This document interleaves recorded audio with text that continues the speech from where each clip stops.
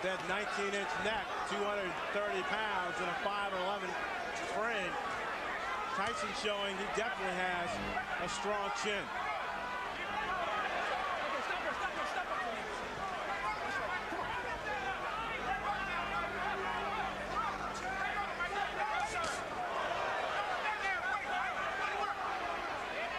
Remember, Tyson has not been able to land one straight right hand yet.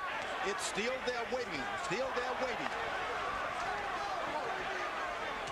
Let's bring in Harold Letterman and see how he has the fights for. Okay, Fred. All I gave was to Mike Tyson was round one. I mean, 4-1, one even, 58, 55. Lennox Lewis. Eddie Cotton just warned Lennox Lewis for using an elbow, or a forearm. But in any case, Lennox Lewis just champion him to death. A word about that round four. The judges can't call it 10-8 because Cotton said no knockdown, so it becomes 10-9. Since he took away a point from Lennox, it becomes 9-9, which is why I have, one round even in this fight. So 58-55, Lewis. All you have to know is that so far, it's all Lewis.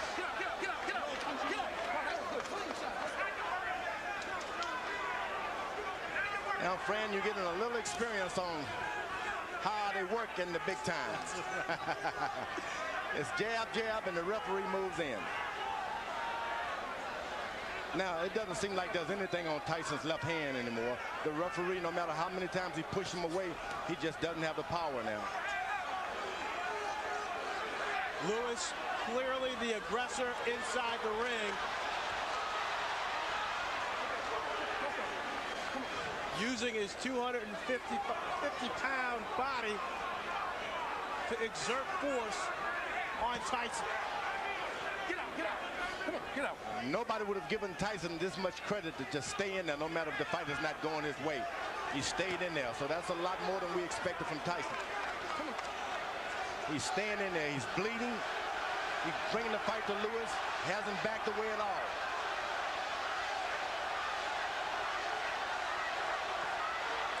He can't take too many more of those right hands. Lewis keeps that up. That fight is gone. Lewis sizing up Tyson. This is by far the worst beating Mike Tyson has ever taken. It's batting practice for Lennox Lewis now. One fastball after another.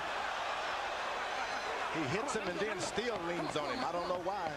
I wonder what all those people who think of Tyson as the Tyson of 10 and 12 years ago are thinking now as they watch him absorb this punishment almost without any return. They tune in for a fight and they're getting one. This guy's not quitting. He's not doing anything. Look, you understand? Listen to me. You're fighting for the heavyweight championship again. You understand? Not many people can do that. You understand? Now look, I'm not going to sit out there and just let you do this. You understand? You have to throw your punches. You understand? For God's sake, you have two hands. You understand? Just let your hands go. Yes, you can. No, let your hands go. Listen, I want your hands to move. You done took this guy's best shot. This guy got nothing for you. The guy took his best shot. This guy's getting tired. It's time for you to go to work, brother. Come on, man. Go to work. You train hard. George, you call it batting practice. That's what it is. And this is the time maybe your corner should come in and rescue your fighter. It's not going to get any better for him.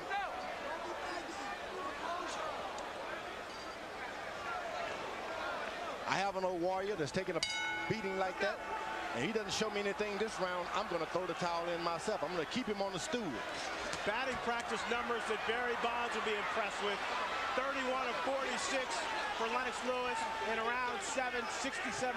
Tyson landing just 4 punches, throwing only 17. Tyson told his corner he'd had enough. I believe, George, you're right. He might have been looking to end the fight on his stool. He seems virtually useless now, just taking punishment, maybe looking and hoping to bait Lewis into one punch. Yeah, I would give him the alternative. Look, Tyson, you put up this round or I'm going to stop the fight. I'm not just going to let your brains get beaten out doing nothing. Mike Tyson's stock is falling faster than Enron. Oh, good right hand by Mike Tyson. If you don't finish your guy out, that's what you can expect. You're not doing anything to him, so he'll do something to you. There's another good right hand. And I mean, he's aiming to come back on that right hand on top. Tyson knows he needs a knockout to win. He's never had a knockout past the 7th round. Lennox Lewis tripling Mike Tyson with a big uppercut, and Eddie Cotton separates the fighter. He's called it a knockdown, thinking that Tyson's knee touched the canvas. I'm not sure I saw that. I don't think I did either, Larry. Lewis unloaded.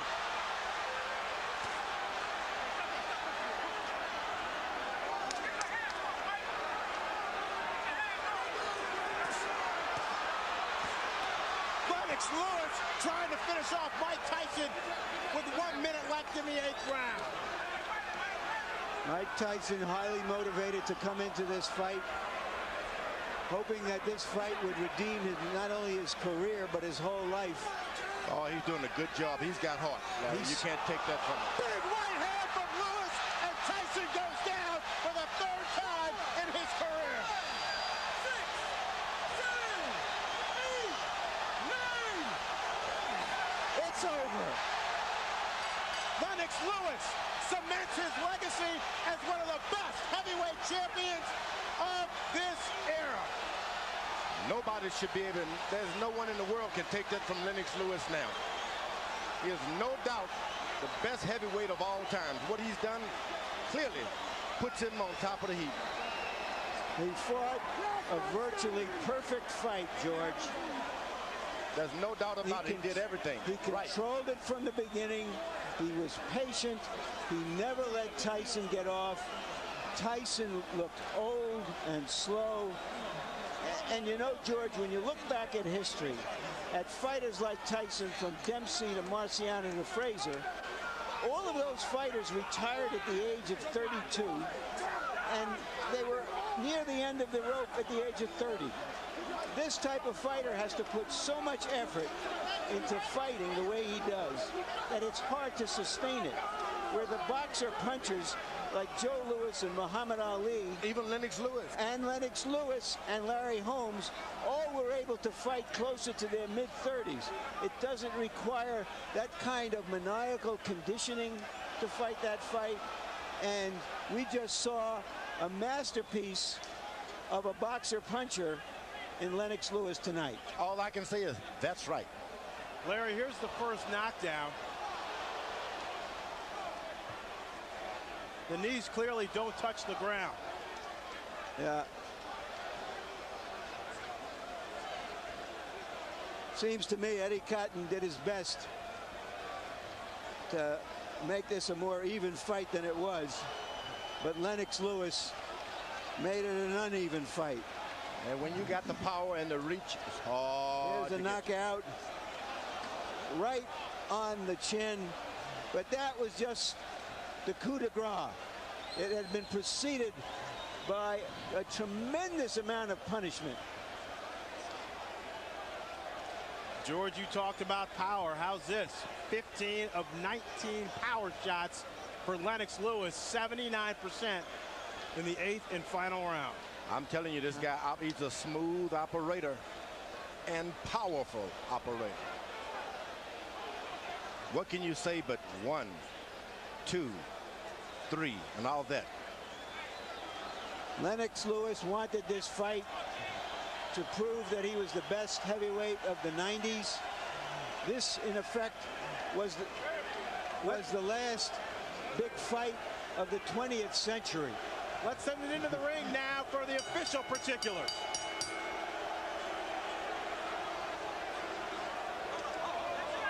Ladies and gentlemen, tonight here in Memphis, Tennessee, the legacy of a 3-time heavyweight champion has been embraced as the referee reaches the count of 10 at 2 minutes, 25 seconds of round number 8.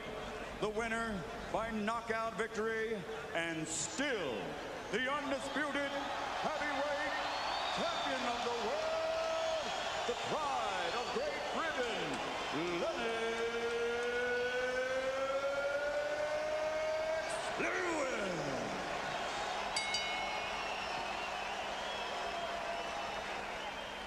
So the boxing match itself was anticlimactic, an execution rather than an explosion.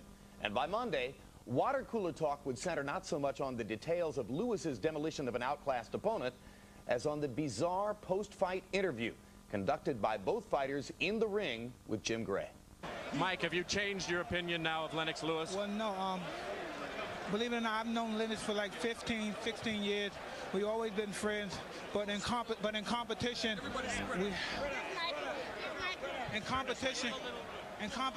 best man has to win, and we have to do everything we can. I'm happy for him to give me a fight. The payday was wonderful. I really appreciate it. And if you could be kind enough, I'd love to do it again. I think I could beat you if we try one more time. Mike, what gives you any indication that you could beat him after this performance? And was it a lack of quality opponents going into this that hurt you? I explained before I needed 2 more fights or 3 more fights to fight him. But I believe if I would have took that route, the fight probably would have never happened. He wouldn't have waited for me. And again, he was just splendid, a masterful boxer. I just take my hand off to you. And just please, if you can just give me one more chance, I'd be greatly appreciative. Are you interested in that at all, based on the way you controlled this fight? You know, I just wanted to complete my legacy. You know, everybody was saying that, you know, this fight is going to count on my legacy. So I just wanted to prove to the people that, you know, I'm the best fighter in the world, on the planet. No guy tests this, man. You proved that right now. You were quite annoyed. You had some very derogatory things to say about Mike coming into this fight. You said you had to win this fight to clean up boxing. Do you feel you've accomplished that? Well, I showed boxing, you know, who's the best in the world. I went out there and showed them I'm a pugilist specialist. I can adapt to any style. And, you know, he showed me one style that a lot of people didn't think I was going to be able to deal with. But I was able to deal with it. A lot of people thought he was going to get away from my jab, but nobody gets away from my jab. Mike, you behaved tonight. Everybody. Biggest fans, brother. Manny Stewart, say that again. I was telling Mike, I'm still one of his biggest fans. He's given me so many thrills, man. You know, go back to Roderick Moore, you remember? My friend Roderick. Yeah, I know, it's a long time back. Mike, you've given all of us a lot of excitement. Most exciting heavyweight in the last 50 years. Thank you very much. It was just beautiful. I'm just so happy you gave me a chance. Nobody wanted to give me a chance. Don King didn't want to give me a chance. I'm just happy someone gave me a chance. I don't know what it is, you still can punch. Thank you very much. Champ and Mike, how sorry are you guys that this fight did not occur many years ago when you were at your best and probably you weren't quite as old either? Well, you know, the funny thing about that is, you know, heavyweights mature at different times. I would say Mike Tyson matured at 19. Nothing was standing in his way at that time. He ruled the planet at that time. But I'm like fine wine. I come along later on, and you know, I learned my art, and I went along, just took my time, and I came along and just ruled. I'm ruling now. Mike, are you sorry this fight didn't take place years ago? It wasn't meant to be. I've known Lennox ever since he was 16, 15 years old. I have mad respect. Everything I said was in proposition for promoting the fight. He knows I love him and his mother, and I know if he thinks I don't have respect and don't love him, he's crazy. So you're saying a lot of the behavior, Mike, is just to sell tickets, and that doesn't represent your true feelings? Well, he knows who I am, and he knows I'm not disrespectful. I respect this man as a brother. He knew me ever since his friend Bernie and Cuss were together, and he knows I have the much respect for him. Like I said before, he's a magnificent, a prolific fighter, and he should continue fighting. I would just love for him to give me another shot. How important was it for you tonight, Mike, to come out here and be a sportsman and behave in the ring? Oh, no, it was very, but I said I love and respect him too much to do anything disrespectful to him. And he knows that. And for him to think that is absolutely crazy.